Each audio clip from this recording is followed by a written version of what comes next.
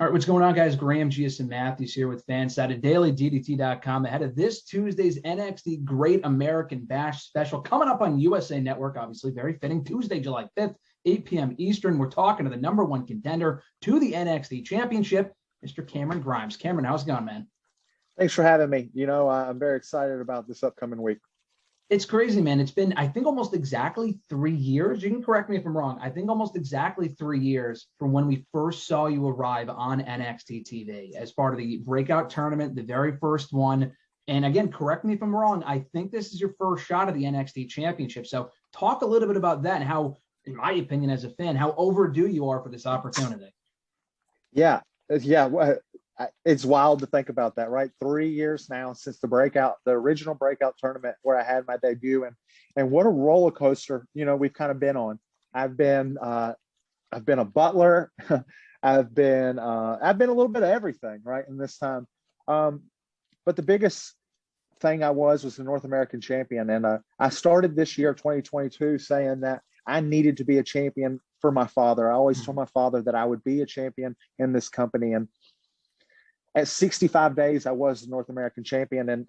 And for me, 65 days kind of just wasn't enough to really call myself a champion. And unfortunately, Mello had my number that day. And then instead of trying to go back on that and go towards the North American title, I said, if I am what I say I am, then I can be the NXT champion. And I put all my chips in the middle, and I said, I'm going all in on Bron Breakker. But the problem is that that's it. If I don't win the NXT Championship at the Great American Bash, I don't know where Cameron Grimes could be. I could be in the trenches as opposed to the peaks. Yeah, it's crazy, man, how much has changed even in the last 2 or 3 months. I mean, you talk about becoming NXT North American champion. I was there at that show, Stand and Deliver. Great moment, great show, but specifically you becoming champion. What a moment. You said you did it for your father. You did it for the fans in that moment. We're seeing a very different Cameron Grimes now going into this match with Bron Breakker than we did even 3 months ago. 3 months ago, almost exactly to the day from when you became North American champion. So that's got to work to your advantage, right? And becoming champion this time and taking on a completely different competitor, someone you don't have any history with at all in Bron Breakker, but in just even having more experience, you know what it's like to be champion. Do you feel that makes you more of an odds-on favorite to win this matchup, having that experience and now even being hungrier to get that championship back? Yeah, I think the major difference is when I was going into that North American Championship match, I didn't know I was a champion. I didn't know I could be a champion. I felt that I could be, but it wasn't solidified. And after that moment, I learned that I am a champion. And since that, I've been able to carry myself like that. I just need it to continue to stay that way.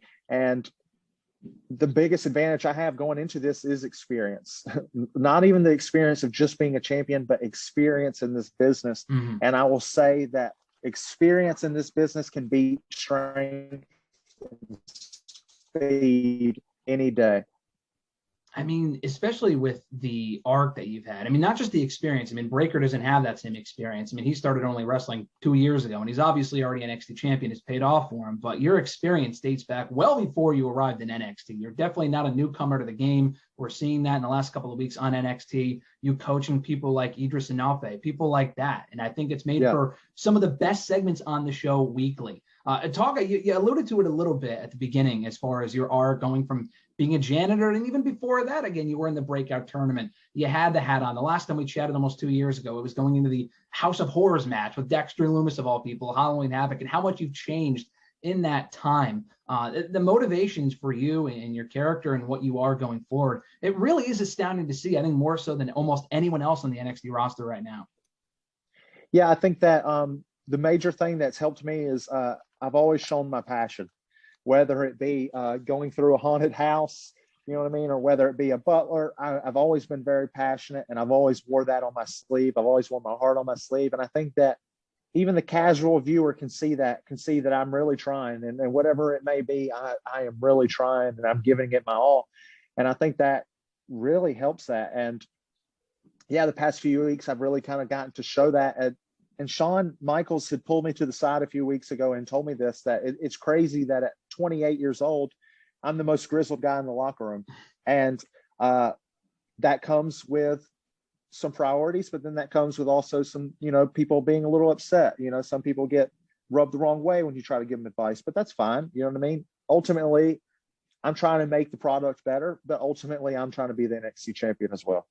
Yeah, I mean, how do you take something like that from someone like Shawn Michaels, who obviously knows what he's talking about? He's been around the business for a little while. I mean, and hearing that and being a veteran of the locker room at this point, and only 28 years old, you've been wrestling for a very long time, and everything you've accomplished in WWE and elsewhere, you're almost like the last outlaw of sorts in the best way possible in NXT, other people moving on to the main roster, elsewhere, whatever. You're one of the last standing people, you and Roderick Strong. I mean, how does it feel at this point to go from a newcomer 3 years ago to be a part of the breakout tournament, like I mentioned, to now being one of the grizzled young vets, no pun intended, on NXT now? It's interesting.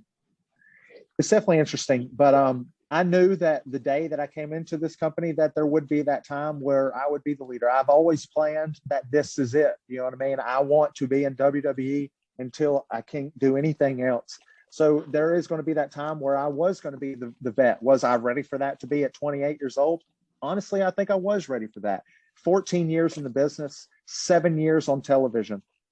I can handle that role. I've trained hundreds of people before WWE. You know what I mean? This is my love. This is my passion.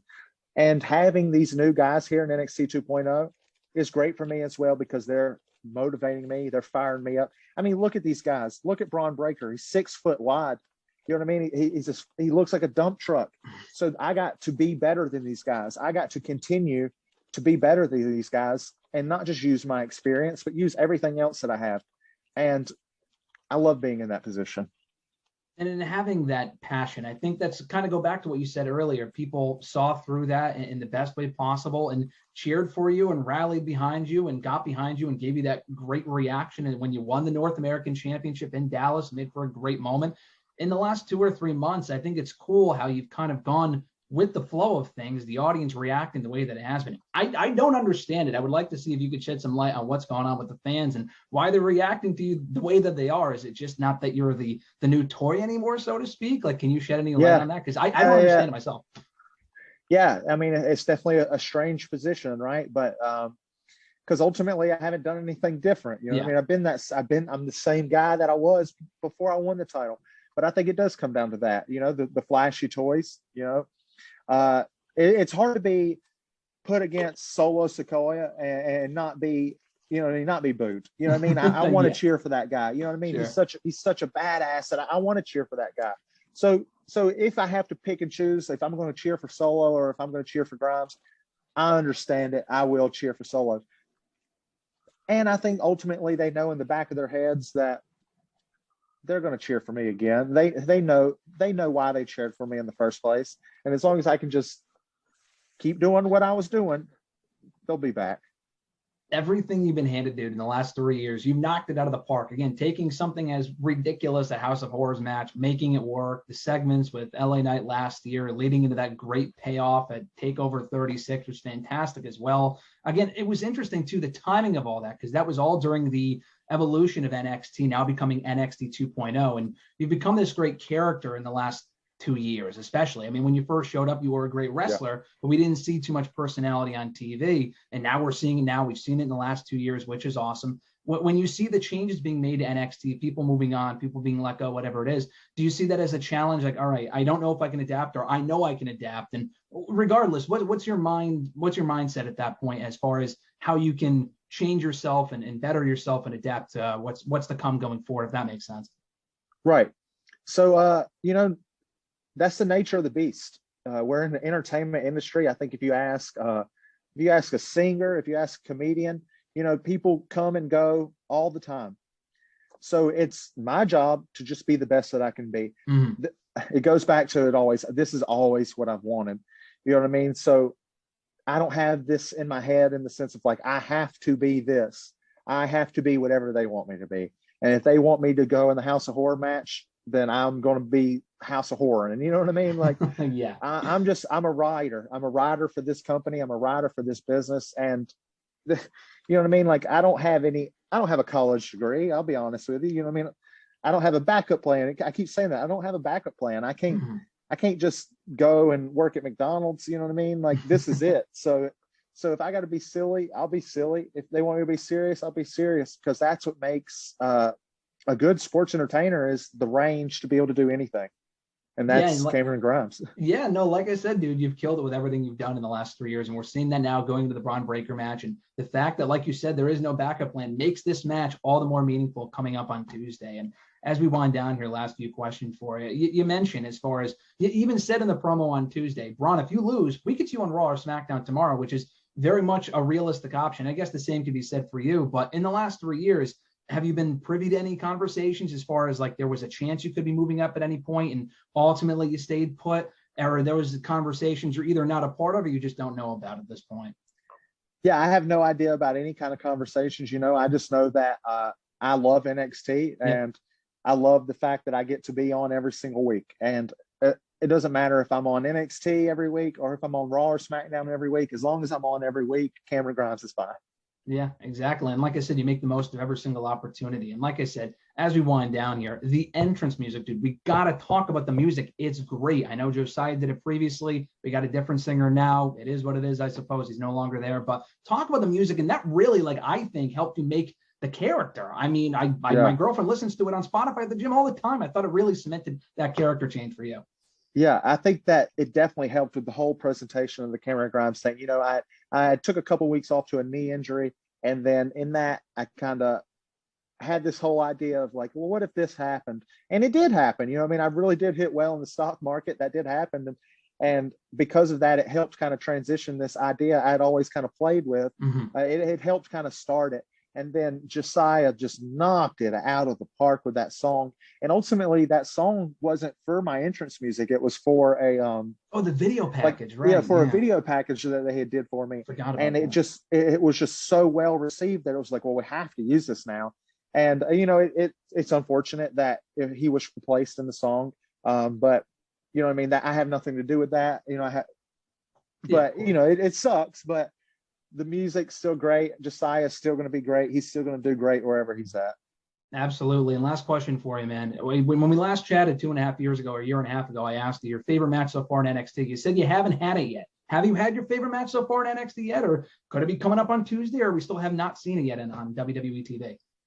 Right. I think it's, I can't give you a favor of anything. Like, I can't give you my favorite movie. I can't give you my favorite TV show. Yeah. But I can give you I think I have had my favorite moment, and it was, capturing that North American title in that stadium for my father. That was great.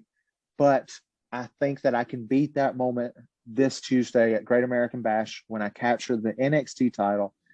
It may not be in front of 9,000 people like it was last time, but it's just going to be every bit as special for me because I'm still doing it for him. And it's it.